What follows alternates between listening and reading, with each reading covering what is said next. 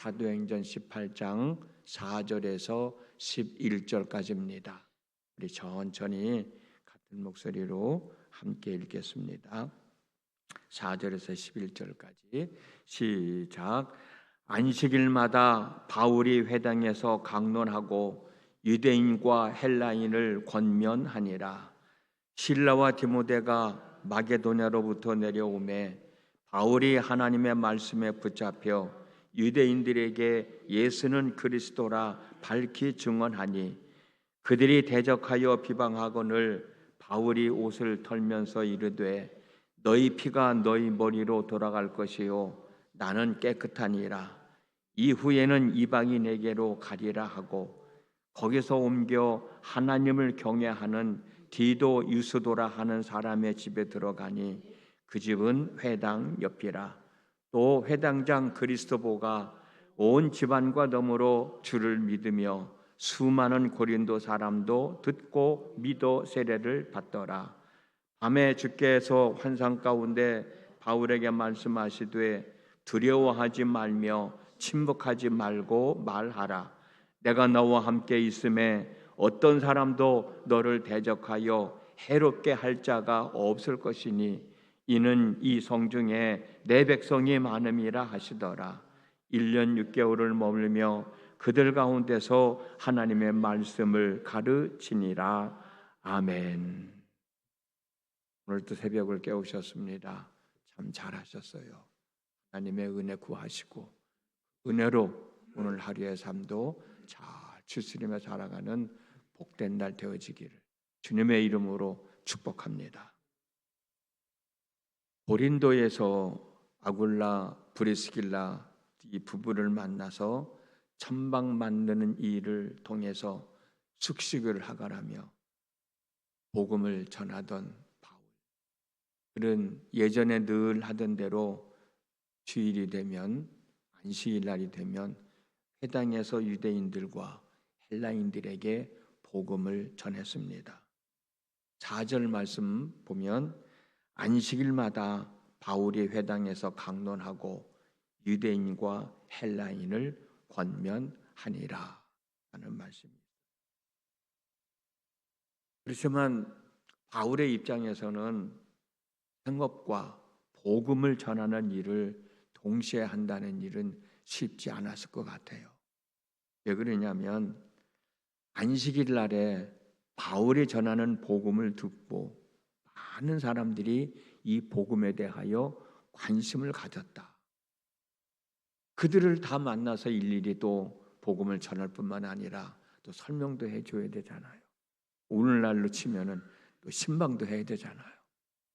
그러다 보니까는 생업을 하면서 천막 만드는 일을 하면서 복음 전하는 일은 버거웠을 것이다 라는 생각이 들어요. 그리고 또 베레아에 머물러 있던 실라와 디모데가 합류를 하거든요. 실라는 빌립보 교회 성도들이 온전한 믿음으로 살아가고 있다는 소식을 전해주면서 본문에는 나오지 않지만 고린도후서 11장 9절과 빌립보서 4장 14절에서 15절 말씀을 보면 성도들이 모아준 선교 헌금을 바울에게 전해주거든요. 디모데는 데살로니가 교회 성도들이 어려운 가운데서도 꿋꿋하게 믿음을 지키고 신앙생활을 잘하고 있다는 소식을 전해주거든요. 그게 본문에는 없어요. 그러나 데살로니가전서 3장 6절을 보면 이런 내용을 바울에게 전해줍니다. 고린도 지역에서는 바울이 전하는 복음을 듣고 많은 사람들이 관심을 갖고 있고 성도들이 자신을 위해서 선교 헌금을 모아 가져다 주고 있고 어려운 가운데서도 꿋꿋하게 믿음을 지키고 있다는 소식을 들은 바울은 내가 한 사람에게라도 더 복음을 전해야지. 내가 천방 만드는 일을 통해서 내가 먹고도 살아야 되지만 복음을 전하는 일이 더 중요하지 않나 라는 생각을 가졌을 것 같아. 더 열심히 복음을 전해야 되겠다고 생각을 했을 것 같아요. 그래서 바울은 천막 짓는 일을 그만두고 복음 전하는 일에 열심을 내기 시작을 합니다. 그 말씀이 5절에 있어요. 실라와 디모데가 마게도냐로부터 내려오매 바울이 하나님의 말씀에 붙잡혀 유대인들에게 예수는 그리스도라 밝히 증언하니. 실라하고 디모데가 내려오기 전에도 열심히 복음을 전했습니다만, 말씀에 붙잡혀서 말씀을 전하기도 했었습니다만은, 아까 말씀드린 대로 실라와 디모데가 오기 전에는 천막 짓는 일을 통해서 생활을 하면서 복음을 전하다 보니 복음 전하는 일이 좀 덜 관심을 갖기도 했을 것이고, 더 많은 사람들을 만나지 못했을 것이고, 그러나 이들을 만나고 난 다음에 또 고린도 교회에 있는 사람들이 자신이 전하는 복음을 듣고 많은 사람들이 관심을 가지니, 내가 천막 만드는 일도 중요하지만 지금 상황에서는 복음을 전하는 일이 더 중요한 것 같다 라는 생각을 하게 됐을 거라는 거죠. 어찌됐든 이런 마음을 가지고 바울은 복음을 고린도에서 전합니다. 그런데 고린도 지역도 다른 지역과 마찬가지로 바울이 전하는 복음을 거절하는 사람들이 있는가 하면 또 받아들이는 사람도 있어요. 둘로 나누어지게 됩니다. 바울이 전하는 복음을 듣고 유대인들은 관심을 갖는 사람도 많이 있었지만 거절하는 사람도 있었어요. 바울이 전하는 복음을 듣고 거절하는 유대인들을 좀 생각해 봤습니다. 그래서 바울이 전하는 복음을 그렇게 쉽게 받아들이지 못할 수도 있겠다라는 생각이 들어요. 그러면서 어떤 생각을 하냐면, 사람의 습관이라고 하는 거, 관습이라고 하는 거, 전통이라고 하는 거, 이게 참 중요한 거구나 라는 생각을 하게 돼요. 유대인들은 아들이 태어나면 8일 만에 할례를 베풉니다. 그러면서 너는 하나님의 아들이야, 하나님의 사람이야, 하나님의 백성이야 라고 하는 것을 가르치기 시작을 하거든요. 율법을 지키며 살아가야 된다고 율법을 철저하게 교육을 시킵니다. 어찌 보면 유대인들에게 있어서 신앙생활은 삶 자체가 되는 거예요. 삶 자체가. 그런 생각을 갖고 신앙생활을 하고 있는 유대인들에게 바울이 전하는 복음은 그들의 삶 자체를 바꾸라는 얘기와 다를 바가 없는 거거든요. 사실 우리가 신앙생활을 하는 데 있어서 예수를 믿는다는 거, 그건 내 삶 전체를 바꾸는 일이거든요. 근데 어릴 때부터 그렇게 율법에 젖어 살았던, 철저하게 율법에 의하여 살았던 유대인들이 바울이 전하는 복음, 율법이 아닌 믿음이라고 하는 사실을 전할 때 그들이 정말 그것을 쉽게 받아들일 수 있었을까 하는 생각을 하게 되는 거예요. 바울이 전하는 복음을 들어보면 당신은 지금까지 유대인으로 살아온 삶을 포기하고 새로운 삶을 살아가라는 거거든요. 새로운 삶으로 돌아서라는 거거든요. 이 내용을 그들이 쉽게 받아들일 수 있었겠느냐 말이에요. 우리들도 역시 마찬가지 아니에요? 여러분들도 처음 예수를 믿을 때 쉽게 믿은 사람이 있을 거예요? 분명히 있을 겁니다. 그러나 정말 내가 예수를 믿어야 되나? 왜 믿어야 되나? 내가 지금까지 이렇게 살아왔는데, 내가 지금까지 이 신앙 가지고 살아왔는데 내가 기독교로 개종을 해야 되나? 많은 고민을 했는 사람들도 분명히 있을 거예요. 내 삶을 바꿔야 된다고 하는 것, 내 생각을 바꿔야 된다는 것, 그게 쉬운 일은 아닌 것 같아요. 제가 해남에서 처음 목회를 할 때 바닷가거든요. 바닷가. 목회를 할 때 나이가 지긋하신 여자분 한 분이 예수를 믿기 시작을 했어요. 그냥 동네 사람들이 별별 이야기를 다 하는 거예요. 그래도 이 양반은 묵묵하게 주일이 되면, 수요일 저녁이 되면 예배하러 교회에 나오시더라고요. 참 감사했어요. 근데 어느 날인가 보니까는 교회 예배당 안에, 마당 안에 들어오면서 교회 건물을 향하여 합장을 하고 인사를 하는 거야. 절을 하는 거야. 이거 어디서 하는 거예요? 절에서 하는 거잖아요. 내가 그분한테 이제 한참 이야기를 했어요. 우리는 그런 게 하지 않아도 된다.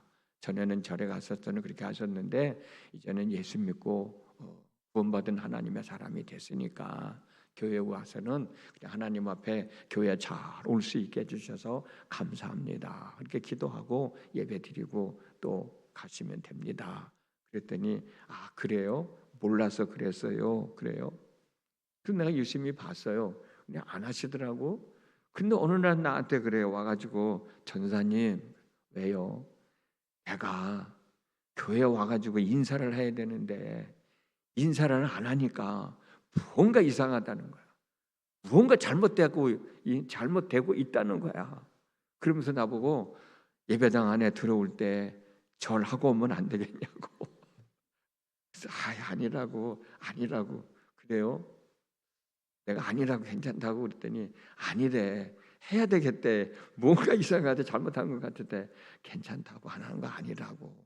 그러더니 안 하시더라고. 그거 하나 바꾸기도 힘들잖아요. 그거 하나 바뀌기도 힘든데 내가 그 속으로 이 양반이 내가 전하는 설교를 듣고 예수님에 대하여 얼마나 알고 있게 될까? 얼마나 믿게 될까? 그런 궁금증이 생기기도 하더라고. 새로운 것을 접하게 되면 한 번쯤 고민하게 될 텐데 유대인들은 그렇게까지는 하지 않았던 것 같아요. 그렇게까지 할 수 없었던 것 같아. 왜? 어릴 때부터 그게 몸에 배어 있었기 때문에. 그러니까는 아마도 나라를 잃고 2000년 동안 방황하면서도 하나님을 향한 믿음을 잃지 않고 꿋꿋하게 믿음을 지켰는지도 모르겠어요. 어찌됐든 유대인들의 반대로 바울은 고린도에서 복음을 전할 수 없게 됐습니다. 어떻게 하겠어요? 바울은 예수님께서 마가복음 6장 11절에서 어느 곳에서든지 너희를 영접하지 아니하고 너희 말을 듣지도 아니하거든 거기서 나갈 때에 발 아래 먼지를 떨어버려 그들에게 증거를 삼으라고 말씀하신 대로 옷을 털면서 선언을 합니다. 그 내용이 6절에 있어요. 그들이 대적하여 비방하거늘 바울이 옷을 털면서 이르되 너희 피가 너희 머리로 돌아갈 것이요 나는 깨끗하니라. 이후에는 이방인에게로 가리라.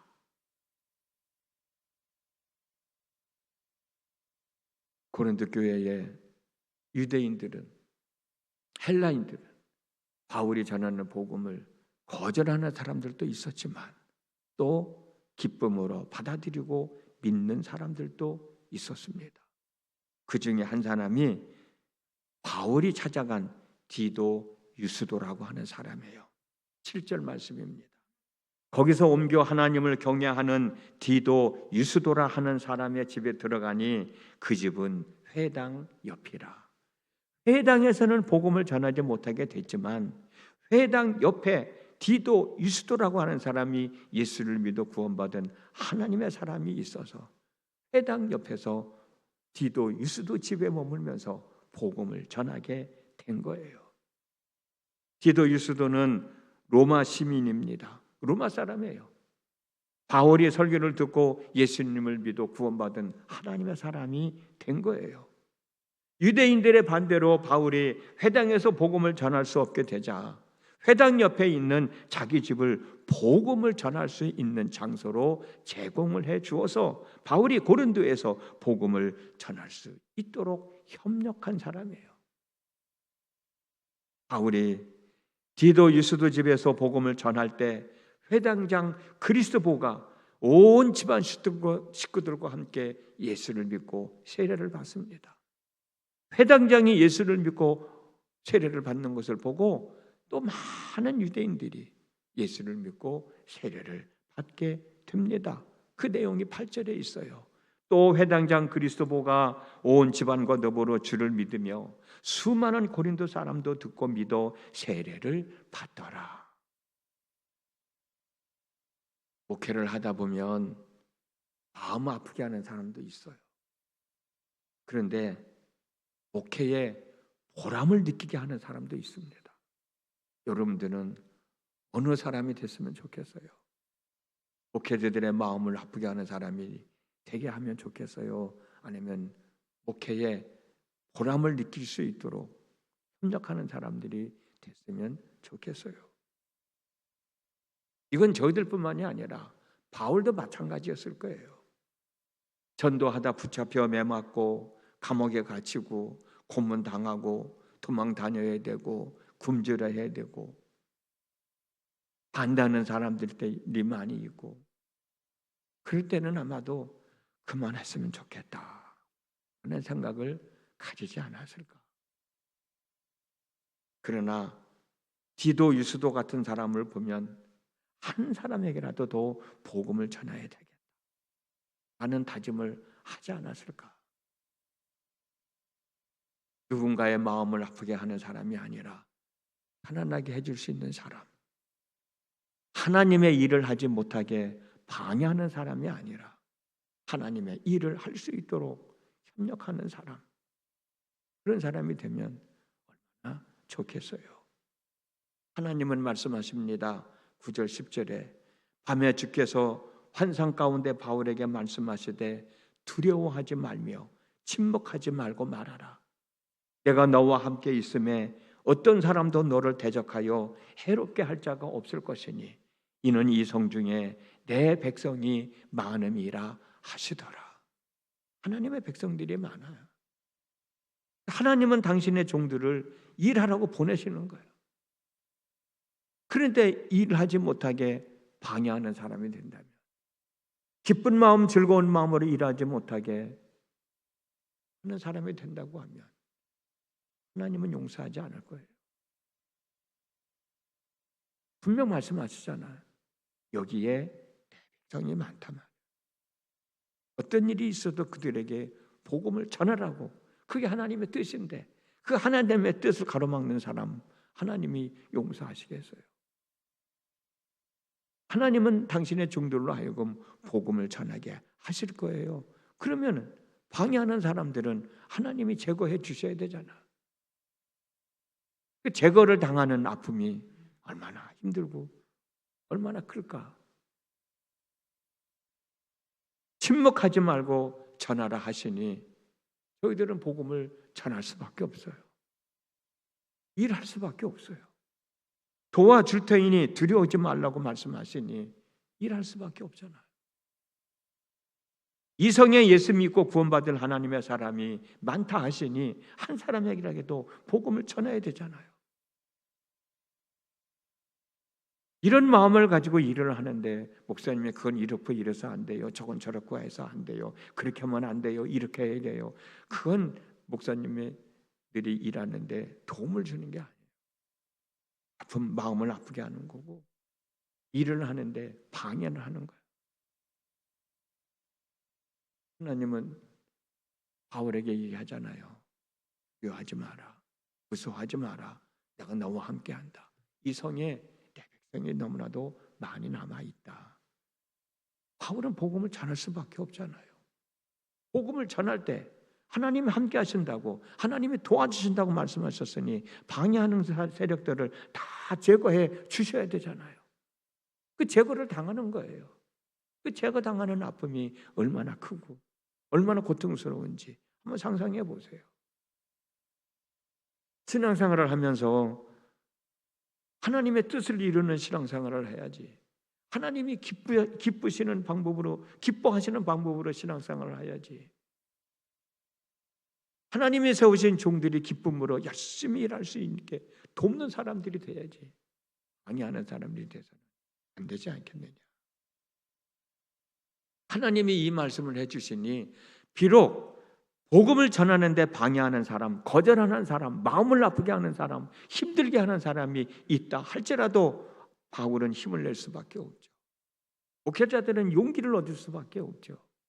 11절 말씀입니다.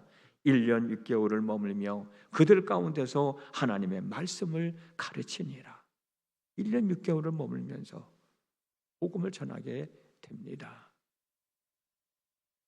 방해하는 사람들이 아무리 많다 할지라도 하나님의 뜻은 하나님이 세우신 종들을 통하여 이루어 가십니다. 여러분들은 오늘 이 말씀을 또 들었어요. 방해하는 사람이 아니라 협력하는 사람들이 되셔서 하나님의 일을 하는 사람들에게 힘을 실어주는 사람들이 되셔서 작지만 나의 기도로, 작지만 나의 도움으로, 작지만 나의 열심으로, 목사님이 열심히 일하심으로 우리 교회가 하나님의 뜻을 이룬다. 어느 지역에 복음이 전파되어진다. 어느 지역에서 예수 믿는 사람들이 더 한 사람 한 사람씩 늘어난다 라는 것을 한번 생각해 보세요. 할맛 나지 않겠어요? 신앙생활 할맛 나지 않겠어요? 하나님 얼마나 기뻐하시겠어요? 하나님이 기뻐하실 때 그냥 보고만 계실까요? 저는 그러지 않아요. 하나님이 분명 보상을 해 주신다고 믿어요. 그 보상이 얼마나 크겠습니까? 우리에게 얼마나 큰 기쁨이 되겠어요? 그런 은혜를 누리며 살아가는 우리 모두의 삶이 되어졌으면 정말 좋겠습니다. 기도합니다. 지난밤에도 함께 하신 하나님, 오늘도 하루의 삶을 허락해 주셨습니다. 행여 우리와 함께하고 있는 성도들 가운데서 편히 쉬어야 할 때 이런 저런 일로 인하여 편히 쉬지 못하고 어렵고 힘들게 밤을 지새운 분들이 있는지요. 그들을 기억하셔서 쉬어야 할 때 쉬고 새로운 힘을 얻어야 할 때 새로운 힘을 얻으면서 주어진 삶을 잘 추스리며 살아갈 수 있도록 도와주시옵소서. 오늘 또 말씀을 나눴습니다. 하나님의 일을 하는 사람들이 열심히 일할 수 있도록 돕는 사람이 될지언정 힘들게 하고 어렵게 하고 방해하는 사람이 되지 말자. 하나님은 당신의 뜻을 이루시려고 애를 쓰고 계시는데, 열심히 일하고 계시는데 내가 방해한다면 나는 하나님의 뜻에 거절하는, 하나님의 뜻에 거역하는 사람이 되고 말 터인데, 그런 삶 속에서 무슨 삶의 기쁨이 있고 즐거움이 있고 하나님의 은혜가 있겠습니까?